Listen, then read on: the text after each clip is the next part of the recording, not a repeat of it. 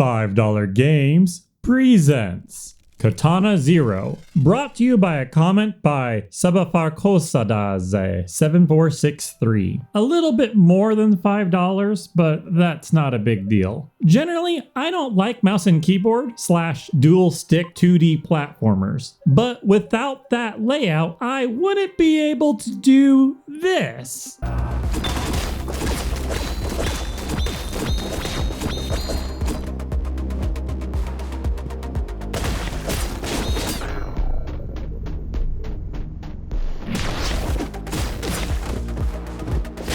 So yeah, there's a lot in this game that normally speaking I wouldn't like, but it's just so well done that I thoroughly enjoyed the game. After beating it the first time, I immediately ran through again on speedrun hard mode, which would have normally been fine had it not been 1:30 a.m. Thank you, honey, for gently reminding me that sleep is something that I do need in my life. Anyways, the plot is that the protagonist is an assassin who can see the future. He regularly sees a psychiatrist who gives him medicine and his next job. However, after a pimp ruins one of his assignments, his jobs become a lot more suspicious, and crazy time jumping stuff keeps happening because, as it turns out, withdrawal from this drug causes hallucinations. Unfortunately, most of the plot is unresolved at the end, with a twist or two revealed, and that's about it. However, researching it more has revealed that the developer has been working on a free update for some time, calling it Katana 1.5. They clearly care a ton about their universe and want to make sure they execute their vision accurately. Some of the missing plot threads supposedly will be resolved, but not all of them. And all of this has been their passion project since 2013. Honestly, developer, if you're watching this, really good job. Anyways, gameplay wise, it's a 2D action platformer. With a well-timed strike, you can deflect bullets and both you and enemies die in a single hit.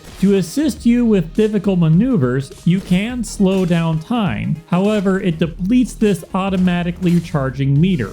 Although each room has a time limit, I only hit it once on the final room on hard at 4:30 a.m. It has an instant retry system, and after completing each room, it shows you a recording of you doing it. Since you playing is actually the protagonist seeing the future, and then the recording is them actually doing it. The reason for the time limit is that's how much they can remember. Personally, I don't need the explanation for such mechanics, but it was still a pleasant addition, and that's what's great about the game. It's simply fun. However, I would like to point out that the game is rated M and has some rather mature material in it. Like, I'm not comfortable watching a woman getting punched or a torture scene, but you can call me a hypocrite since I'm playing an assassin and that doesn't bother me. Overall, it's an extremely well-made game. You can turn off the screen shake and a bunch of the visual effects if they bother you,